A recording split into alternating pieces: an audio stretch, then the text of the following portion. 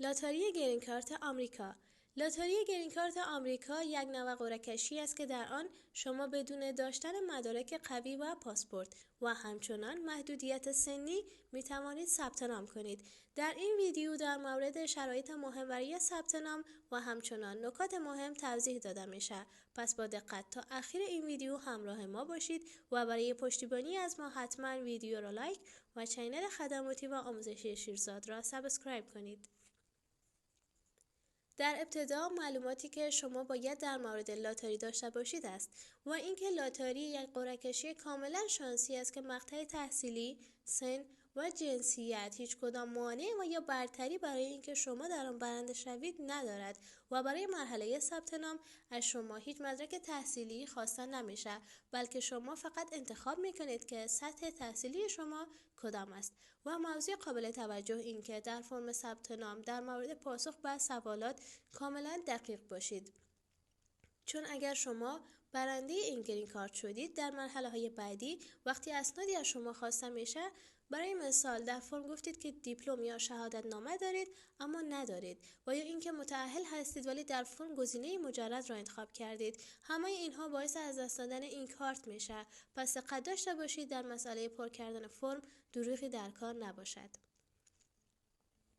موضوع بعدی که شما باید بدانید و دقت داشته باشید تاریخ شروع ثبت نام برای این لاتاری می باشد که برای امسال ثبت نام در تاریخ 5 اکتبر شروع و تا 8 نوامبر ادامه دارد، که یعنی شما یک ماه کامل وقت دارید تا ثبت نام کنید و این مسئله که روز اول ثبت نام کنید یا روز آخر هیچ تفاوتی در روند قرعه کشی نخواهد داشت. پس در طول این یک ماه هر وقت خواستید می توانید ثبت نام کنید.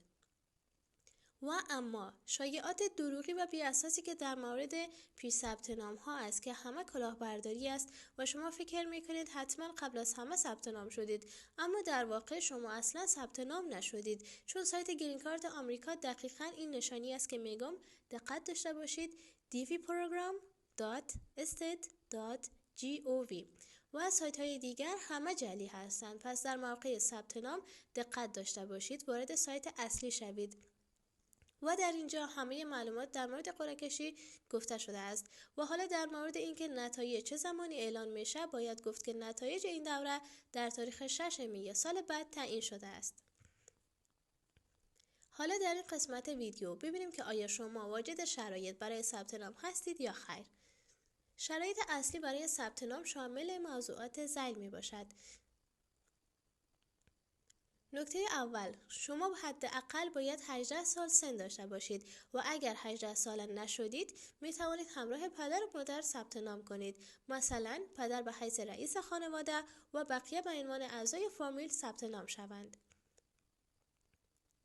و نکته بعدی این که شما باید دیپلم یا شهادت نامه داشته باشید که باز هم تکرار میکنم که در موقع ثبت نام از شما مدارکی خواسته نمیشه و شما فقط سطح تعلیمیتان را انتخاب میکنید. و اگر شما هنوز فارغ مکتب نیستید می توانید با داشتن حداقل 2 سال تجربه کاری ثبت نام کنید. و اگر براتون سوال خلق شد که وقتی مکتب تمام نکرده چطور تجربه کاری داشته باشد، خب ممکن کسی مکتب تمام نکرده ولی با توجه به مهارتی که داشته توانسته وظیفه‌ای داشته باشم.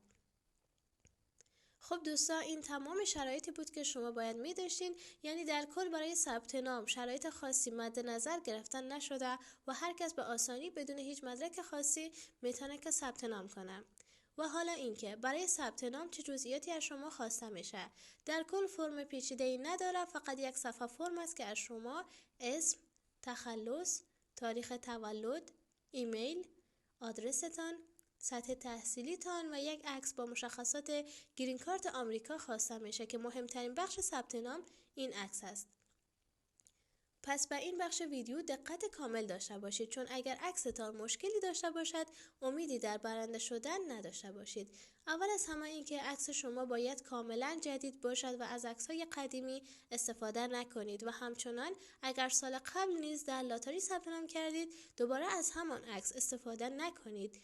و اینکه عکس شما باید کاملا واضح باشد و صورت شما نباید با قسمتی از چادرتان پوشیده شود، اما ضرور هم نیست که شما بدون چادر عکس بگیرید. و برای آن عده خواهرانی که فکر میکنن اگر بدون چادر عکس بفرستن شانس بیشتری دارند، نه خیر، این طور نیست. ممانعتی در حجاب شما نیست و اگر هم نداشته باشید هیچ برتری نخواهد داشت. و سایز عکس شما باید مربعی باشه، یعنی 4x4 یا 5x5 که از آن بیشتر نباشد. حجم عکس از 240 کیلوبایت بیشتر نباشه که اگر بیشتر شد فرم ثبت نامتان رد میشه. و فرمت عکس باید جی پی جی باشه. عکس بدون عینک باشه، تمام رخ باشه، یعنی صورت کاملا مشخص باشه و در آخر اینکه اطراف صورت سایه دیده نشود. و این تمام شرایط عکس شما بود که باید دقت داشته باشید. و در این قسمت وقتی شما واجد شرایط بودید، ثبت نام هم کردید و برنده لاتاری شدین، مرحله بعدی اولین کاری که باید بکنین خانه‌پری فرم DS260 است که این فرم بخش اصلی روند انترویو شما است که شما مشخص میکنید که در کدام سفارت انترویو میدهید و بعد از ایمیل